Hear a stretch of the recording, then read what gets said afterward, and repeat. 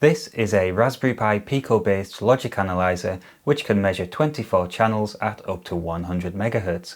Check out my previous video where we built this and we tested it. This is the upgrade.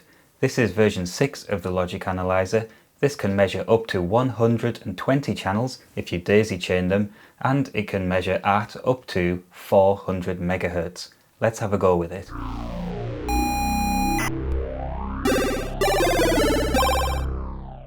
Alright, so this is the logic analyzer which we built in the last video. I had a lot of fun building this and my soldering skills definitely improved. If you haven't seen that video yet, go back and check it out. It's going to be a good setup for this video. As a quick reminder, this is a logic analyzer which is based on a Raspberry Pi Pico. It comes on two PCBs, one of which hosts the Pico and one hosts 6 separate level shifter chips. These level shifters are needed so you can measure various systems which may be using different logic voltages, obviously not at the same time. This is a 24 channel logic analyzer capable of measuring at 100 MHz, or at least it was until this new version came out. Yes, Dr. Gusman has been very busy and he's been kind enough to send me this early version of the board. Yep, this is version 6 of the logic analyzer. The version we built previously was 1.5 for reference.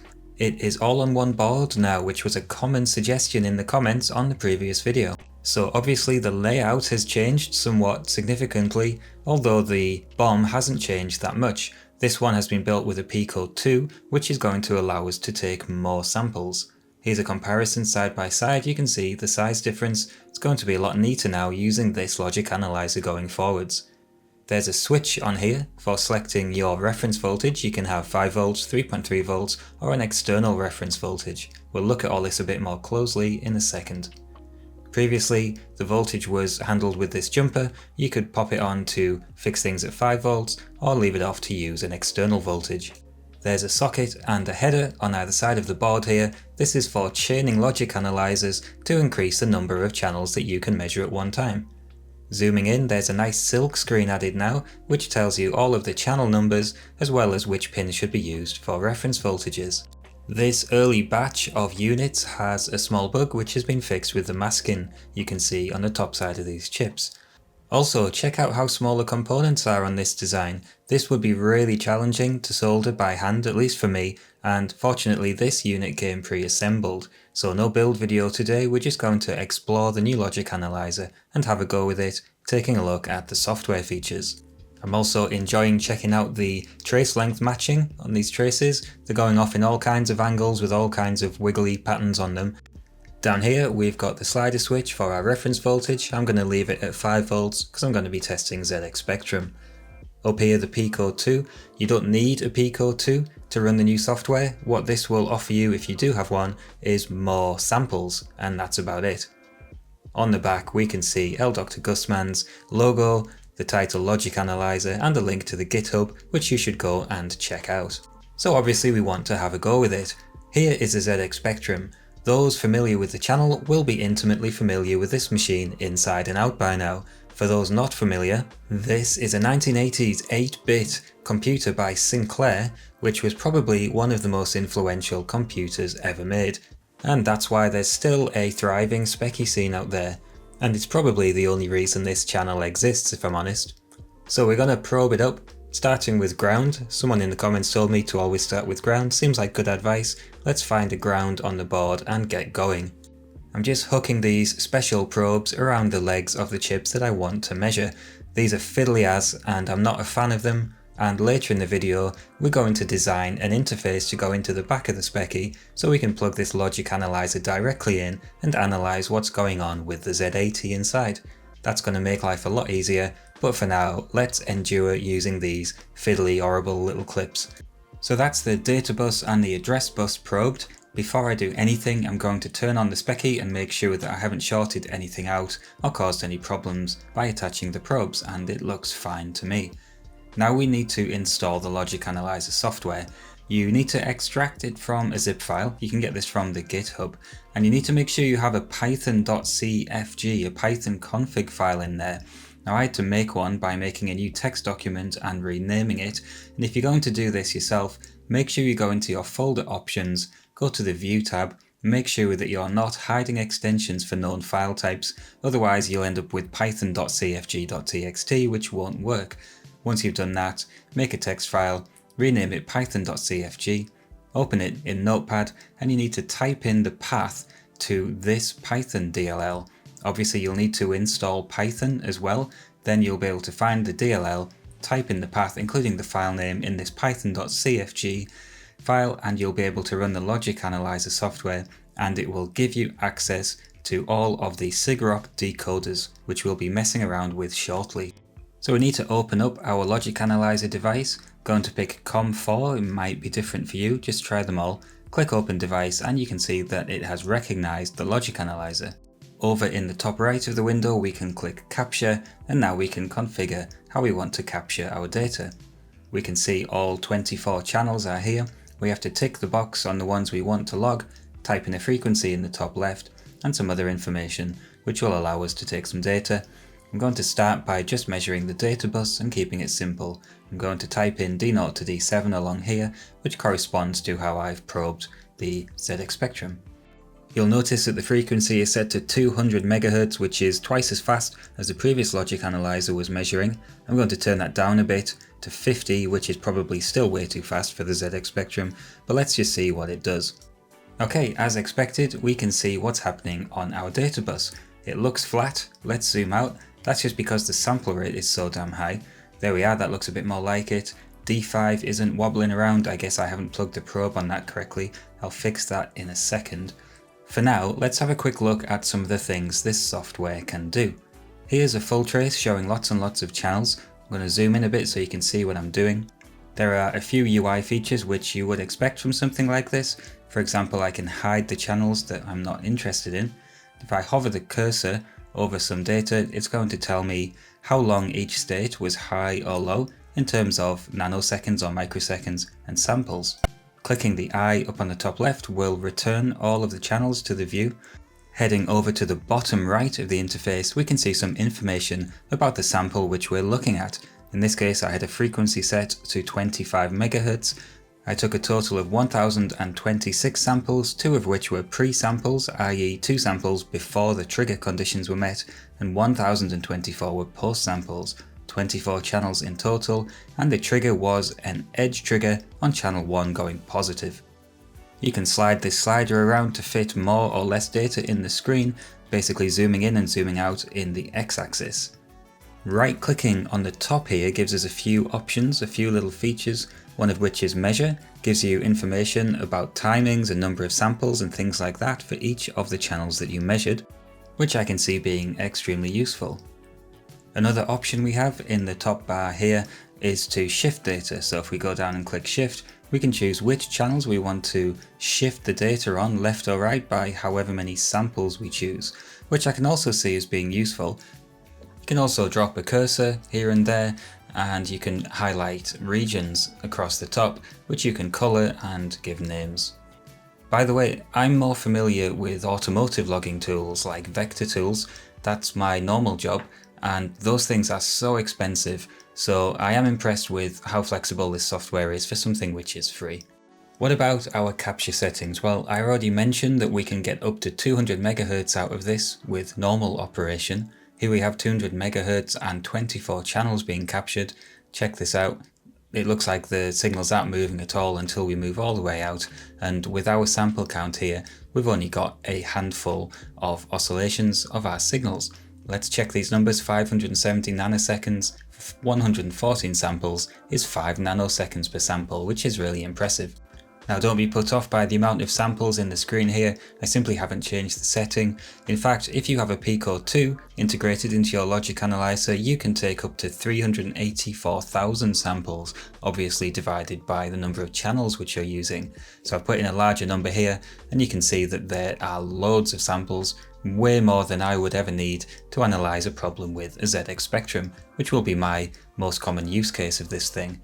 Sliding along, you can see absolutely tons of samples. Fantastic. But we haven't maxed it out yet. Check out this blast mode. You might have noticed a heatsink on the Pico 2, I think this might have something to do with it. Blast mode overclocks the Pico 2 temporarily and we measure at 400 MHz. Now feel free to discuss in the comments if a Pico based logic analyzer is capable to accurately measure at 400 MHz, but rest assured that this is being tested with signals at about 200 MHz. Now what about just checking these numbers? We have 45 nanoseconds divided by 18 samples is 2.5 nanoseconds per sample. Amazing. Okay, we're nearly there with our capture settings. Another thing I want to talk about is burst mode. Burst mode will capture multiple blocks of data, so once your trigger condition is met, it will capture the data and then it will wait for the trigger condition to be met again and repeat itself as many times as you specify. Here I've put in 10. These markers across the top are telling me the time between each trigger, and I can see that that would be an extremely useful feature. And finally, let's talk about the pattern trigger. This is really useful and I think essential, for me at least.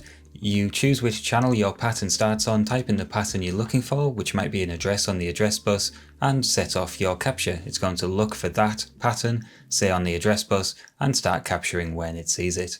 Really useful.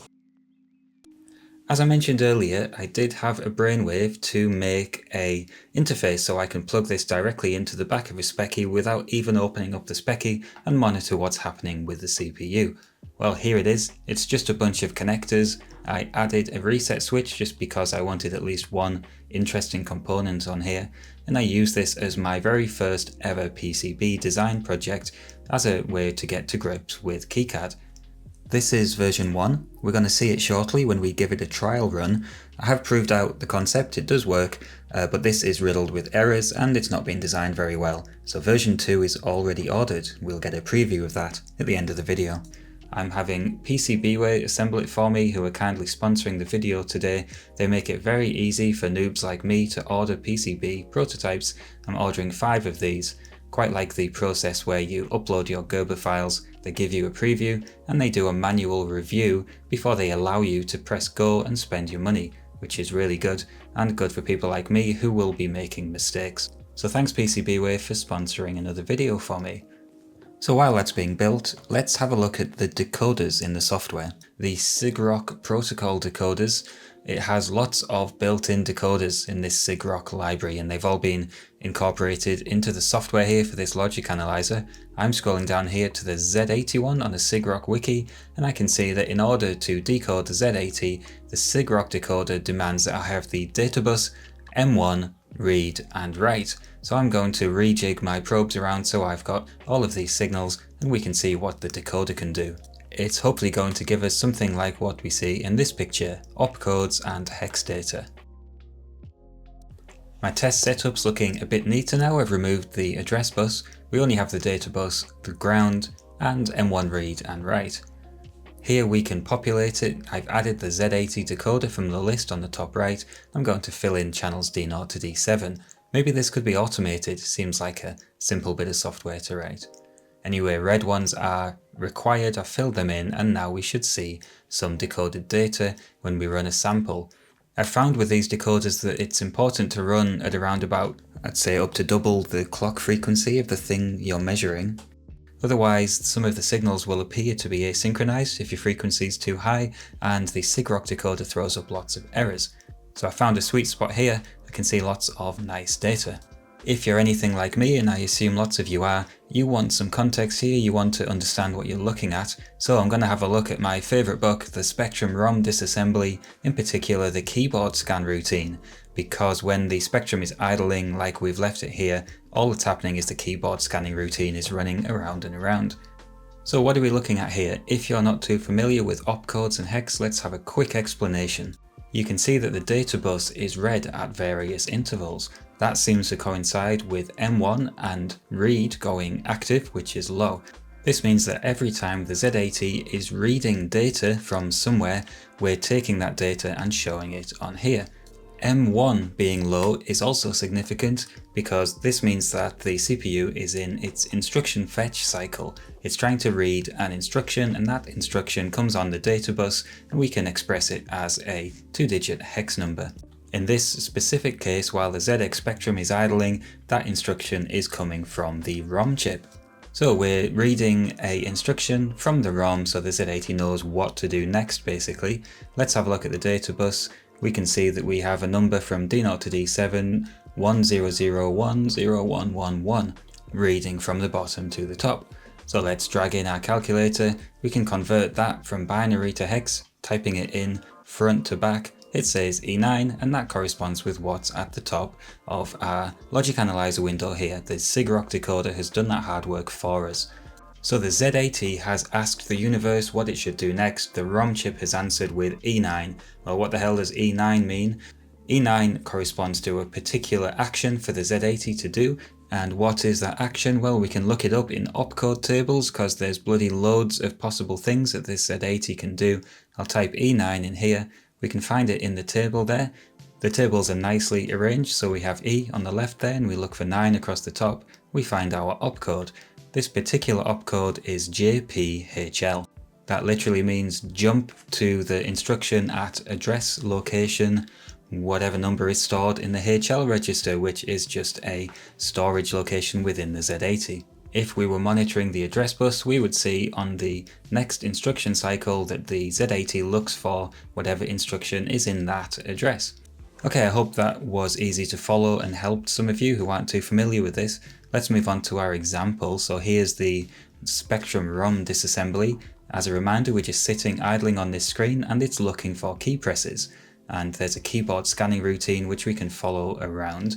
I don't think we need to interpret all of these instructions individually. Let's just see if we can see them. So we have load L2F, load DE, FFFF, load BC, FEFE, in AC, CPL, and 1F.